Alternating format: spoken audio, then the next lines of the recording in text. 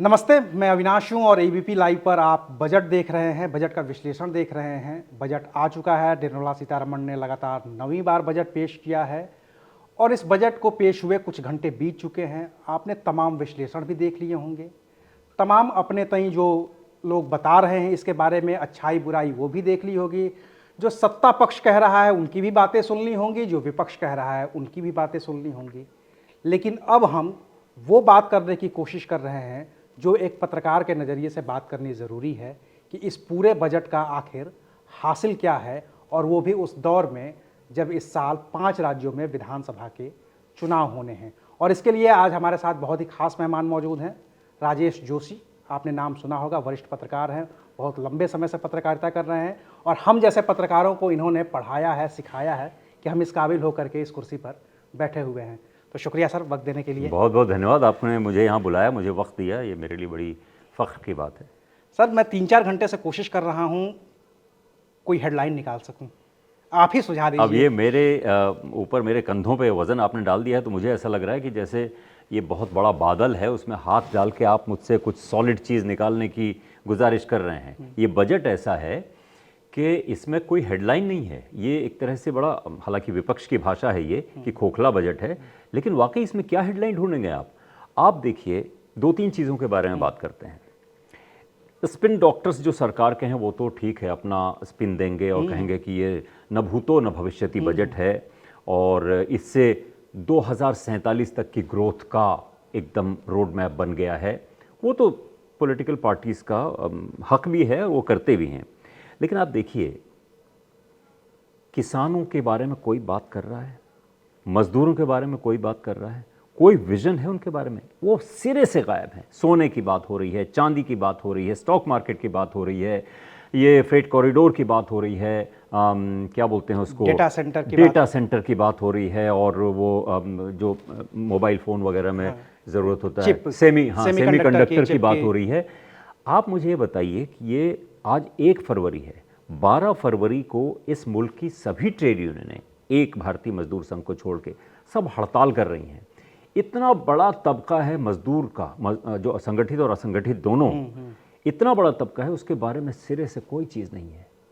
वो विजन में ही नहीं है, न न्यूज़ रूम में उनकी बात हो रही है, न बजट में उनकी बात हो रही है। चलिए, हमें गरीब कब दिखते हैं? गरीब हमको तब दिखते हैं जब पैंडेमिक हो जाए और प्रधानमंत्री घोषणा कर दें कि अब सब अपने घर जाइए, बंद हो गया है, राशन हम देंगे।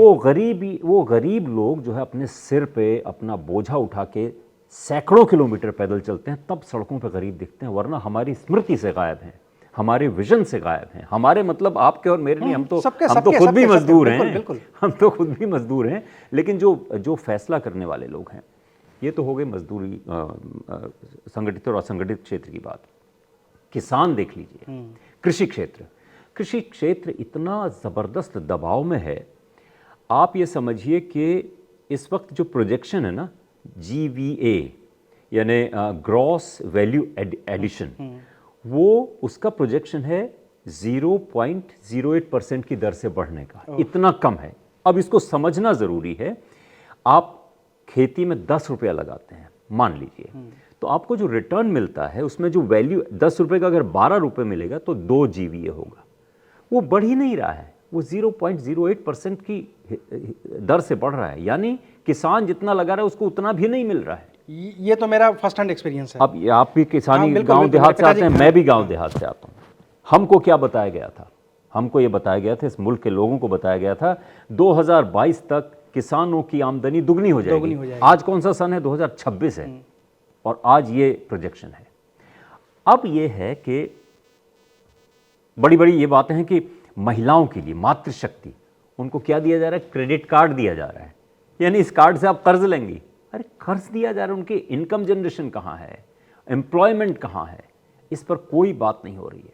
वो क्या कॉरिडोर, क्या बोल रहे हैं उसको, सुपर हाईवे, कुछ रेलवे कॉरिडोर की बात हो रही है। नहीं, प्रोग्रेस का हाईवे कुछ उनका नाम दिया है, वो सब दिया है। तो ये बात ठीक है कि आप शायद 40,000 करोड़ या कितना करोड़ लगाया है AI पे खर्च कर रही है, ये बड़ी पॉजिटिव बात है। कुछ पॉजिटिव चीज़ें भी हुई हैं, ऐसा नहीं है कि हर चीज़ नेगेटिव है। लेकिन AI में हम अपने जो कॉम्पिटिटर्स हैं, चाइना है जैसे, आप अपनी तुलना तो जो है यूरोप से और चीन से करते हैं, हाँ हाँ, है ना? हम उनसे आगे ही हैं, विश्व वो बात गुरु में गुरु हैं, और ये भी कहते हैं कि आप सबसे $5 ट्रिलियन की इकोनॉमी बन जाएंगे, सब बन जाएंगे। लेकिन वो जितना खर्च कर रहे हैं एआई पे, आप कर रहे हैं क्या? वहाँ जो क्रिटिकल थिंकिंग यूनिवर्सिटीज़ में रिसर्च एंड डेवलपमेंट हो रहा है, उसके लिए आप कितना पैसा खर्च कर रहे हैं? देखिए आप, ये खैर ये जो हरि कथा अनंता, हाँ बिल्कुल है तो इस बजट से देखिए, ये जो स्टॉक मार्केट होता है ना, वो सबसे सेंसिटिव हाँ होता है। बिल्कुल, मैं आप और मेरा जो यही है कहने वाला भी था। स्टॉक मार्केट जो है वो उसको समझ में आ गया है और वो सीधे नीचे गिरा है, क्योंकि भरोसा नहीं बन रहा है। जो इन्वेस्टर है उसका भरोसा नहीं बन रहा है। कैसे ये सरकार उस भरोसे को कायम करेगी, ये बहुत बड़ा चैलेंज है। क्योंकि मैं यही देख रहा था शेयर मार्केट को ही, कि मान लीजिए इंडिविजुअल मुझे पसंद ना आया हो, इंडिविजुअल आपको पसंद ना आया हो, इंडिविजुअल किसी और को पसंद ना आया हो, वो तो बात चलिए समझ में आती है। पूरा का पूरा शेयर मार्केट क्रैश कर गया आज। यही तो बात है, क्योंकि शेयर मार्केट वो बैरोमीटर है, सेंसिटिव इंडेक्स बोलते हैं ना उसको, इतना संवेदनशील सूचकांक है वो, कि मार्केट में जो कुछ होना है और होने जा रहा है पॉलिसीज से, उससे इन्वेस्टर जो है, क्योंकि उसको तो अरबों डॉलर लगा हुआ है, खरबों डॉलर लगा हुआ है, तो वो मतलब देखता है कि यार अब क्या होने वाला, तुरंत पैसा निकालो निकालो।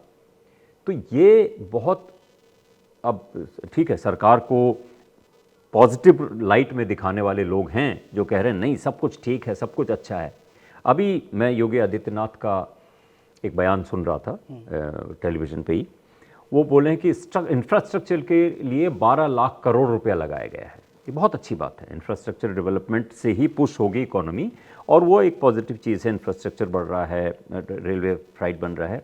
12 लाख करोड़ रुपया एक ऐसी एक ये आंकड़ा है कि पिछले 10 साल में 2014 से 2024 तक, जब से नरेंद्र मोदी सरकार आई और अभी 2 साल पहले तक, कॉरपोरेट लोन जो राइट ऑफ हुआ है वो 12 लाख करोड़ रुपया है।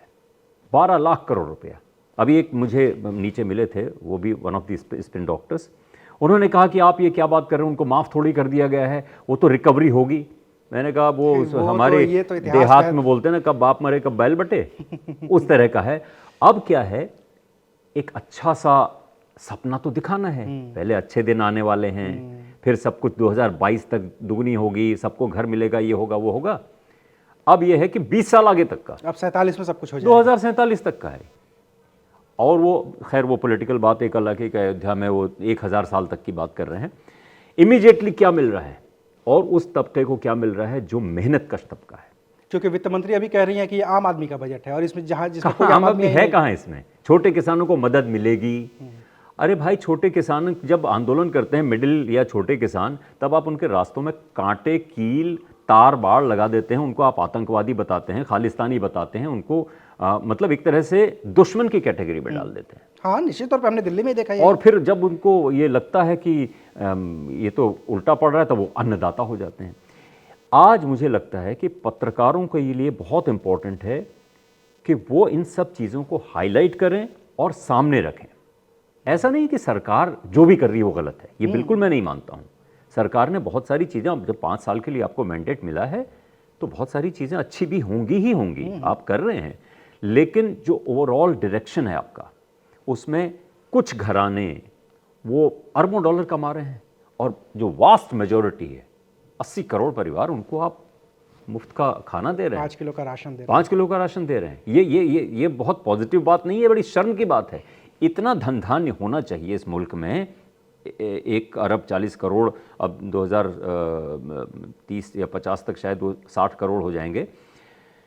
उनको बेसिक जो बुनियादी ज़रूरत है, रोटी, कपड़ा, मकान और साफ पानी, ये तो मिलना चाहिए। इंदौर में बच्चे मर जाते हैं भाई, और ये कहते हैं हम विश्वगुरु होंगे। गंदा पानी पी के बीमार पड़ते हैं, मर जाते हैं लोग, उसमें लीपापोती कर रहे हैं। आज बजट के दिन इस पर बात करना बहुत ज़रूरी है। लेकिन इसकी कोई बात तो कर नहीं रहा है आम आदमी की। मैं एक और चीज़ ज़रा, ये सरकार जो बात करती है, ज़रा उस पर भी मैं एक समझना चाहता हूँ आपके नज़रिए से।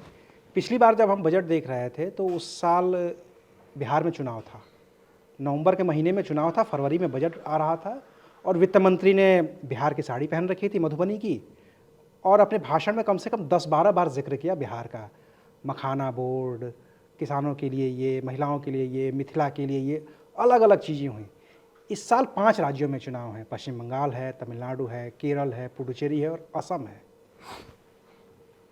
ये सिरे से गायब है। देखिए क्या मैं सवाल मेरा ये बस है कि क्या सरकार अभी से ये मान ली कि बंगाल और तमिलनाडु तो मेरा नहीं है? नहीं नहीं नहीं, ऐसा नहीं। ये तो वार्ड के चुनाव को ऐसा नहीं मानते हैं। भारतीय जनता पार्टी एक वेल ऑयल्ड मशीनरी है जिसमें टॉप से लेके बॉटम तक जो कार्यकर्ता है वो तो बीजेपी का ही, और सब पूरा संघ परिवार, जिसमें बीजेपी में नहीं है लोग, बजरंग दल है, विश्व हिंदू परिषद, सब एक गोल के लिए काम करते हैं वो। तो चुनाव जितवाना उन सब का पवित्र कर्म होता है।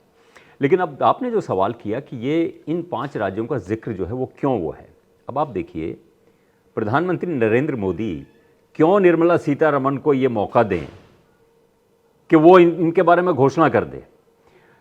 अगर कोई घोषणा करनी होगी पश्चिम बंगाल के बारे में, प्रधानमंत्री को कौन रोक रहा है? बजट के बाद भी जब बिहार में चुनाव हुआ, 10,000 रुपया जो महिलाओं को दिया इस पे गया, आने वाला था आपसे, एक ये सवाल इस पर था मेरा। हाँ, दिया गया ना वहां पर, तो वो इलेक्शन से एकदम पहले किया गया।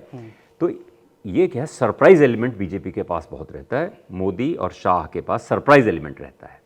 ये सरप्राइज एलिमेंट जो है इलेक्शन से पहले अगर कुछ तुरप का पत्ता चलेंगे, और अब इसका मतलब ये नहीं कि ये इन जगहों पे जीत ही जाएंगे, हाँ। लेकिन तुरप का पत्ता ये चलेंगे तो उसका क्रेडिट पूरा मोदी लें, ये इसकी कोशिश होगी।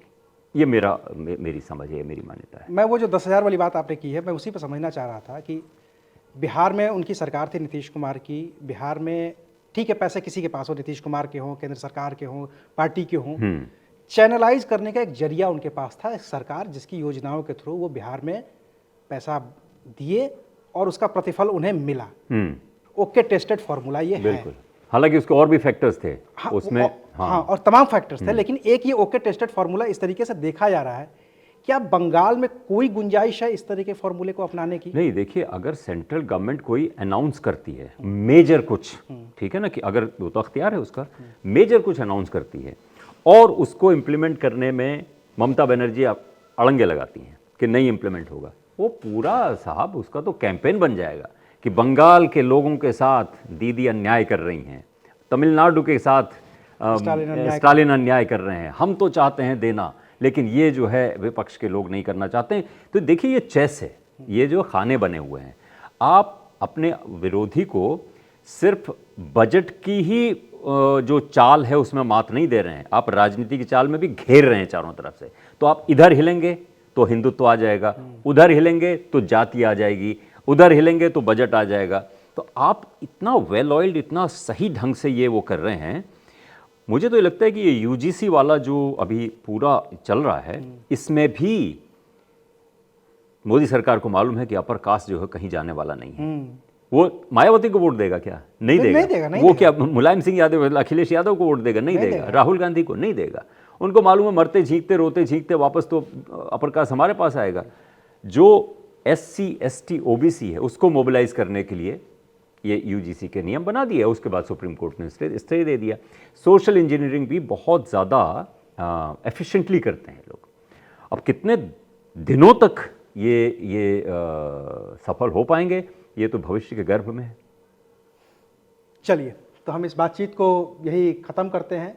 हम समझने की ये कोशिश कर रहे थे एक पत्रकार के नज़रिए से, किसी सेक्टर के एक्सपर्ट से नहीं, बल्कि एक पत्रकार के नज़रिए से, कि ये पूरा बजट क्या है, क्या इसमें वाकई आम आदमी की कोई गुंजाइश है, क्या वाकई चुनाव के वर्ष में, या 5 राज्यों में चुनाव हैं, तो इस बजट में कुछ खास था, है, या आने की उम्मीद है। ये बातचीत आपको कैसी लगी, हमें कमेंट करके ज़रूर बताइएगा। शुक्रिया।